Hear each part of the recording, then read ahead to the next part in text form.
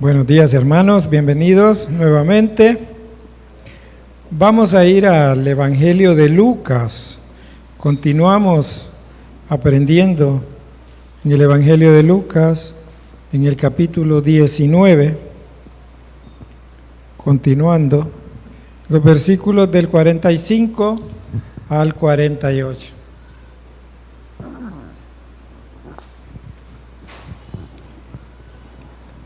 Dice Lucas 19, 45 al 48, dice: y entrando en el templo, comenzó a echar fuera a todos los que vendían y compraban en él, diciéndoles: escrito está, mi casa es casa de oración, mas vosotros la habéis hecho cueva de ladrones. Y enseñaba cada día en el templo, pero los principales sacerdotes, los escribas y los principales del pueblo procuraban matarle.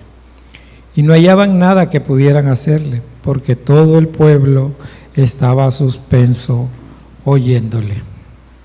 Vamos a orar. Padre Santo, tú, Señor, que habitas en santidad, Señor, habitas en todo tu poder, en toda tu soberanía. Te damos gracias, Señor, esta mañana, y venimos ante ti, Padre, a poner nuestro corazón y nuestros pensamientos a tu voluntad, Señor, a someternos, Señor, a traerte alabanza y a traerte gloria, Padre. Te pedimos, Señor, que perdones nuestras transgresiones, Señor, que perdones nuestros pecados esta mañana. Y, Señor, que nos santifiques en tu verdad, Señor. Padre, damos gracias. Te alabamos y te bendecimos esta mañana en el nombre de Cristo Jesús. Amén.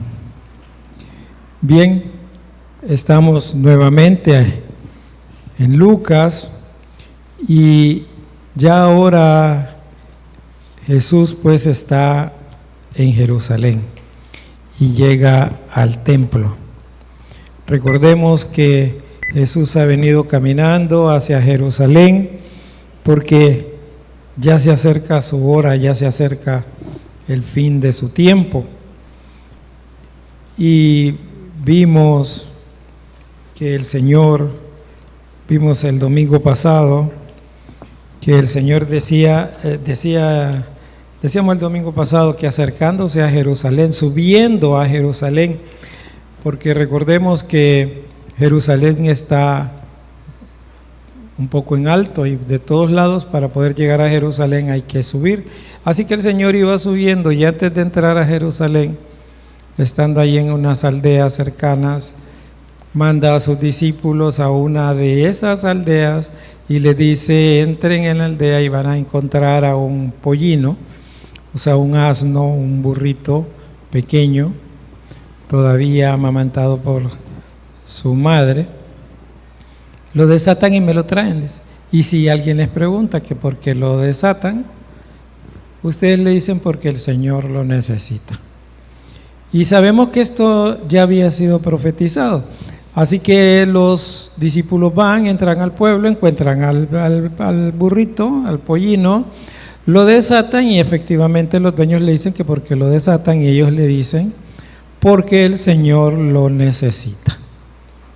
Se lo llevan al Señor, le ponen unos mantos, montan al Señor en el burrito y entran a Jerusalén. Y en el camino van tendiendo sus mantos frente al burrito, y ya vimos también que esto significaba en esta época una honra, un honor para el rey o para el importante que entraba en el burrito o en el caballo, en el asno, dependiendo del animal que usaran, pero le iban extendiendo esos mantos para en símbolo de reverencia, pues, en símbolo de honor. Entonces, ahora ya el Señor ya entró y No quiere decir que esto pase el mismo día, pero sí pasa en esta época. En esa época va al templo y dice, y entrando en el templo comenzó a echar fuera a todos los que vendían y compraban en él. Entonces llega al templo y ¿con qué se encuentra el Señor? Con que se ha convertido en un mercado. Y no quiere decir que el hecho de que vendieran y compraban en el templo, estamos hablando de los animales para sacrificio y los cambios de moneda, no quiere decir que esto era pecado o que era prohibido. Definitivamente que no. Ya en Deuteronomio lo podemos encontrar cuando Jehová instituye en el templo qué es lo que hay que hacer. Y dice que el Señor ordena que que haya un lugar, que se disponga un lugar donde se les pueda vender animales para sacrificio a las personas que llegaban de largo, que llegaban de lugares distantes. No podían venir desde esos lugares cargando los animales para el sacrificio, así que había un lugar en el templo en donde les vendían, donde ellos podían comprar esos animales para ofrecer sacrificio. El problema es que, como todo en lo que los humanos participamos, lo vamos degenerando, ¿verdad? Entonces habían convertido esos espacios en un gran mercado. De hecho, ya lo que quedaba para el servicio, la honra y la exaltación de Dios era tan pequeño porque todo lo demás era mercado, ¿verdad?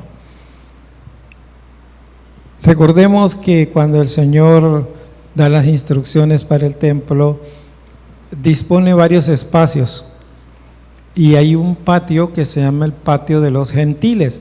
Este era el lugar donde se tenían estos animales, donde las personas podían llegar para comprar su animal para ofrecerlo en el holocausto. Ahora, había otros patios, el patio de las mujeres, el patio de los sacerdotes, el patio de los judíos. Todos estaban interconectados y había quienes se podían mover entre estos espacios, y eso era lo que hacían.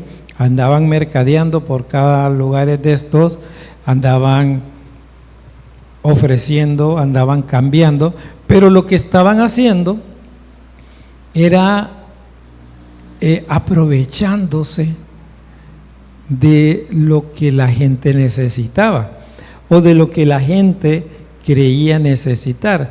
Ya para esta época todo esto se había vuelto una tradición, ¿verdad? No era que iban a ofrecer el holocausto, iban a ofrecer el sacrificio, compungidos, humillados, y esto no lo hacían por una tradición. Y los mercaderes estos se valían de esa cosa, ¿va? De la religiosidad vana y vacía de las personas que llegaban al templo y que necesitaban algo del mercado que se habían puesto. Había cambistas, recuerden que la gente venía de diferentes lugares y traía monedas de sus áreas. Las monedas antes, al igual que hoy, nada más que hoy cada quien tiene una moneda que lo simboliza, pero en aquella época las monedas valían por su peso en plata o en oro que pudieran contener. Y ahí había también otro negocio. La moneda preciada, dicen los comentaristas, era la moneda de Tiro, porque tenía más plata que la moneda del Imperio Romano.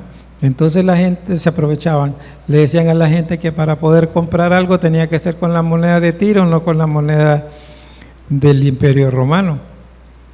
Entonces ellos venían y se lo cambiaban, pero después del sacrificio, después de la fiesta, se tenían que regresar a su lugar, entonces tenían que volver a cambiar las monedas que les habían quedado y volvían a ganar esta gente sobre las operaciones que ya habían hecho con los anteriores.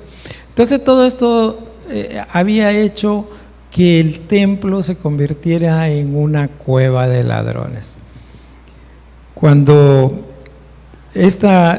para poner un poco de contexto a este asunto,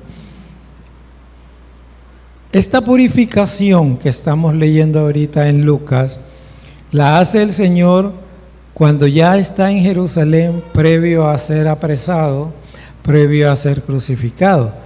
Pero en Juan, que es el único que lo registra, el Señor al principio de su ministerio, o sea, hace aproximadamente 3 años, ya había hecho una purificación del templo también, muy similar. Y dice en Juan: estaba cerca la Pascua de los judíos y subió Jesús a Jerusalén. Lo mismo que está pasando ahorita. Está cerca la Pascua y el Señor subió a Jerusalén. Y halló en el templo a los que vendían bueyes, ovejas y palomas, y a los cambistas ahí sentados. Y haciendo un azote de cuerda, echó fuera del templo a todos, y las ovejas y los bueyes, y esparció las monedas de los cambistas, y volcó las mesas. Y dijo a los que vendían palomas: quitad de aquí esto, y no hagáis de la casa de mi padre casa de mercado. Entonces se acordaron sus discípulos que está escrito: el celo de tu casa me consume. Entonces esta es la segunda purificación que hace Jesús. Hace una al principio de su ministerio y hace una al final de su ministerio. Pero el problema es el mismo. Es lo que nos pasa a nosotros. Nos quitan el mercado que está en un lado por el desorden y todo queda limpio y cual, pero a los días, ahí está otra vez. Lo mismo había pasado con el templo en Jerusalén. Ya el Señor lo había purificado, les había dado vuelta a todo, les había echado del templo, pero ya estaban otra vez cuando Él vuelve y sube otra vez a Jerusalén, entra al templo y ¿qué se encuentra? Otra vez con el mismo mercado. Y viene y lo saca. Entonces Él dice: escrito está, mi casa es casa de oración, mas vosotros la habéis hecho cueva de ladrones. Y aquí el Señor lo que está haciendo es citando Isaías 56. Vamos a ver si encontramos rápido a Isaías 56.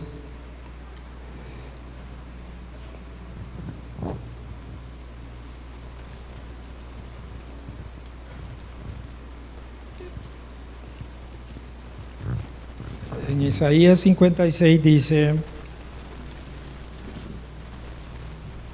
56:7: yo los llevaré a mi santo monte y los recrearé en mi casa de oración, dice. Sus holocaustos y sus sacrificios serán aceptos sobre mi altar, porque mi casa será llamada casa de oración para todos los pueblos. Eso era lo que el Señor estaba citando cuando les dice a toda esta gente y los echa del templo, le dice: escrito está, mi casa es casa de oración, mas vosotros la habéis hecho cueva de ladrones. Entonces, hermanos, convertir el templo del Señor en un centro de negocios, en un club social, como lo que nos pasa a nosotros ahora en la actualidad. En la iglesia decimos: tenemos el chat de la iglesia, ahí voy a poner que estoy vendiendo camarones, que estoy vendiendo pasteles, que estoy vendiendo esto. Y es el chat donde compartimos: hermanos, bendiciones, hermanos, vamos a tener tal reunión para asuntos del templo. Tenemos el templo para hacer nuestras celebraciones ahí. No. El templo es para adorar al Señor. El templo es para orar al Señor y pedirle al Señor por sus bendiciones hacia nosotros, darle gracias al Señor, Para eso se ha dispuesto este espacio, se ha dispuesto este lugar. Pero lo hemos convertido, lo hemos degenerado y lo hemos convertido en una cueva de ladrones, dice Valera. Entonces, de allí pasamos al versículo 47. Eso no es inmediatamente después de haberlos echado del templo, sino que los echa del templo molesto, los corre. Vimos que la primera vez los azotó, hace todo esto, pero el Señor no se amedrenta.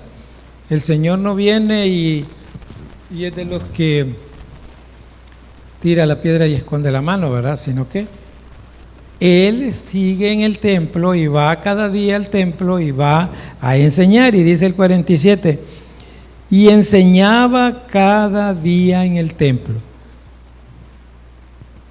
O sea, Él regresaba al templo que había purificado a enseñar. ¿Y qué enseñaba el Señor en el templo? Todos los días. ¿Qué enseñaba? Bueno, más temprano me decían los hermanos, enseñaba la palabra de Dios. Sí, enseñaba la palabra de Dios. ¿Y cuál fue el mensaje del Señor desde el principio, cuando comienza su ministerio? Arrepentíos, porque el reino de los cielos se ha acercado. El Señor hablaba de redención, el Señor hablaba de perdón, el Señor hablaba de arrepentimiento, de entregar nuestras vidas, de entregar nuestro corazón, de entregar nuestro pensamiento. Esa fue siempre su prédica, esa fue siempre su exhortación. Y eso es lo que seguía haciendo en el templo día a día. Seguía enseñando, seguía instruyendo, seguía exhortando. Entonces dice, y enseñaba cada día en el templo, pero los principales sacerdotes, los escribas y los principales del pueblo procuraban matarle. Los principales sacerdotes. ¿Quiénes eran los principales sacerdotes? ¿Quiénes eran los que manejaban el comercio, la política y la religiosidad en el templo? Los principales sacerdotes. ¿Y quiénes eran estos principales sacerdotes? Caifás y Anás. Esos eran los líderes. Esos eran los que gobernaban ahí el asunto, eran los que obtenían ganancias de todas estas operaciones mercantiles que se hacían en el templo a costillas del pueblo oprimido, pero que tenía su culpa porque llegaba solo por el rito, llegaba solo por la costumbre, llegaba con una religiosidad, como decíamos, vana y vacía. Entonces los mercaderes se aprovechaban de eso. Este viene a lavar su alma, a limpiar su alma. Bueno, pues démosle lo que necesita, vendámosle lo que quiere. Mire, a usted se le ve que viene cargado, viene bien cargado de pecados. Yo creo que con una paloma de estas no se va, tiene que llevarse un buey. Y le vendían el buey. Y el más gordo, le vendían la ovejota. Decía más temprano en la mañana yo que así como es el sapo es la pedrada, ¿va? Bueno, pues así era también en este momento. Entonces, comerciaban con la religiosidad del pueblo. Nos pasa en la actualidad. Todos queremos una noche de milagros, una noche de sanidad, y no importa, cuesta 50 pesos la entrada para ir a la noche de sanidad, ¿cómo se llama? De sanidad, de curación, y ahí van, y a pagar. Pero de paso, mire, tenemos aquí este recuerdito del evento, este separador del libro aquí, mire, y le cuesta 20 pesos. Y así vamos. Y al final el asunto no fue la adoración al Señor, no fue la oración al Señor, no fue la exaltación, fue fuimos a comprar o a querer comprar un milagro y de paso nos llevamos un recuerdo también, pero todo nos costó dinero. Hemos vuelto las cosas sagradas del Señor, las hemos vuelto mercancía, las vendemos, ¿verdad? Mire, hermano, yo siento que usted tiene poder en su palabra cuando habla. Yo quisiera que usted viniera a mi congregación y nos diera un mensaje. Sí, hermano, 1000 empiras la hora, no se preocupe. Usted solo me dice cuántas horas quiere que hablemos y ahí vamos, y vamos pagando. Eso sucede en la actualidad, hermanos, eso sucede. Así que estemos pendientes. Y dice, pero los principales sacerdotes, los escribas y los principales del pueblo procuraban matarle. Mire cómo ya elevó la cuestión, ya es más específica. Ya no solo es que quieren callarlo, ya no solo es que quieren hacerlo ver mal, quieren hacer que tropiece. No, definitivamente, lo que quieren es matarlo. Y lo hacen, hermanos, sabemos que lo hacen. Lo crucificaron, pero aquí está, quieren matarlo, procuraban, dice, matarle. Ese era el fin ya en este momento, este era el propósito ya para este tiempo, querían matarle. Es como lo que, ¿por qué querían matarle? Porque los exponía ante el pueblo. Hablaba de las injusticias, hablaba de lo mal que hacía esta gente. Ya la palabra de Dios había dicho: los que hacen cohecho, los que trafican con mi nombre, los que dicen que yo dije y no dije. Todo eso ya lo había dicho el Señor, que iban a estar ahí, y allí están. Y entonces, para que no le siga diciendo eso, no lo siga confrontando, no le siga haciendo estas cosas, ¿qué es lo que tenían que hacer? Eliminarlo, matarlo. Eso es como esta gente que levanta su voz en la actualidad para hablar de la corrupción, para hablar de la injusticia, y está dele que dele, está dañando a una persona, la está exponiendo, y de repente lo que oímos es que le pasó una moto por el lado y le disparó. Lo eliminó, lo mataron. Lo mismo estaba pasando en esta época. Pero ¿qué pasaba? ¿Qué pasaba ahorita con Jesús en este momento? Dice, y enseñaba cada día en el templo, pero los principales sacerdotes, los escribas y los principales del pueblo procuraban matarle. Y dice el 48, y no hallaban nada que pudieran hacerle, porque todo el pueblo estaba suspenso oyéndolo. Entonces ellos querían hacerlo, querían matarlo, querían encontrar esa oportunidad, pero no hallaban la oportunidad, no hallaban el momento. ¿Por qué?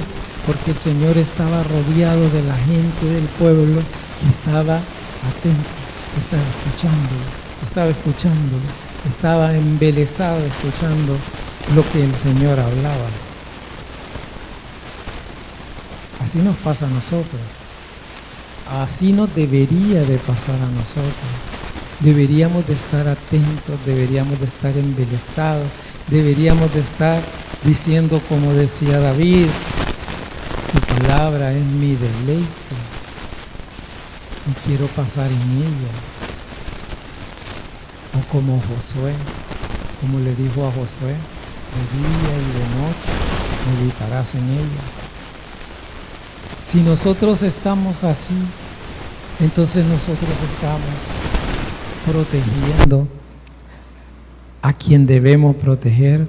Protegemos y veneramos, adoramos y exaltamos al que debemos exaltar, que es a nuestro Señor Jesucristo. No vamos a dar cabida ni oportunidad a que su nombre sea blasfemado, pero nosotros podríamos ser la causa de esa blasfemia si descuidamos eso. Recordemos, ya el Señor a través de Pablo nos dice: y es que no sabes que tu cuerpo es templo del Espíritu Santo. ¿Sabían ustedes, hermanos, que sus cuerpos son templo del Espíritu Santo?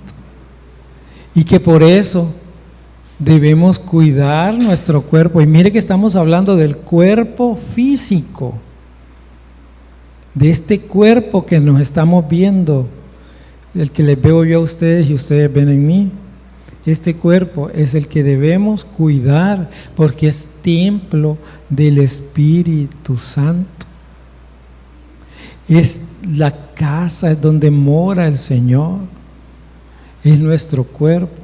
¿Estamos cuidándolo? ¿O le estamos metiendo sustancias embriagantes, alucinantes? ¿Le estamos metiendo humo? ¿Le estamos metiendo pornografía? Recordemos eso, hermanos. Nosotros debemos de cuidar la casa del Señor. Debemos de cuidar esta casa. Debemos de cuidar que la gente no diga, hoy vos, pero allí ¿qué es? ¿Es la iglesia o es la glorieta? Porque ahí lo que pasan es vendiendo comida. Todos los domingos vas a ver que está puesto el puesto de comida, o el puesto del bingo, o el puesto de la rifa. Así es el templo y nosotros cuidamos nuestro templo. Tratamos de no mancillarlo, de que no sea objeto de blasfemia. Así también nuestro cuerpo, que no se diga, y este no es el cristiano allá de aquella iglesia vos, y míralo, qué bien se mueve, ¿verdad? El ritmo ese. Entonces, hermanos, la casa del Señor, Jesús siempre estuvo pendiente de la casa de su Padre.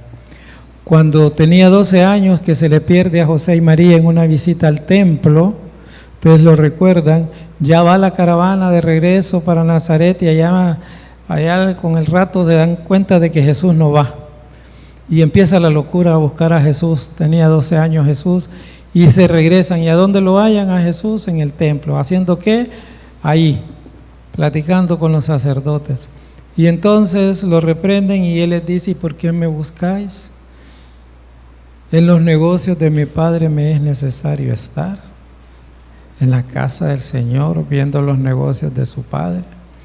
Nosotros podemos decir, no es que yo estoy en los negocios de mi Padre, es que yo estoy haciendo la voluntad de mi Padre que está en los cielos. Hermanos, nosotros debemos cuidar nuestro cuerpo, nuestro templo, ese templo que hemos dedicado al Señor. Decíamos más temprano que ofrecemos nuestro cuerpo en sacrificio vivo, agradable, santo al Señor. Le pedimos al Señor que nos transforme con su palabra, que cambie nuestro duro corazón por un corazón de carne. Pero hermanos, que no sea como estos que llegaban a este templo, venían de afuera, en religiosidad vacía y vana.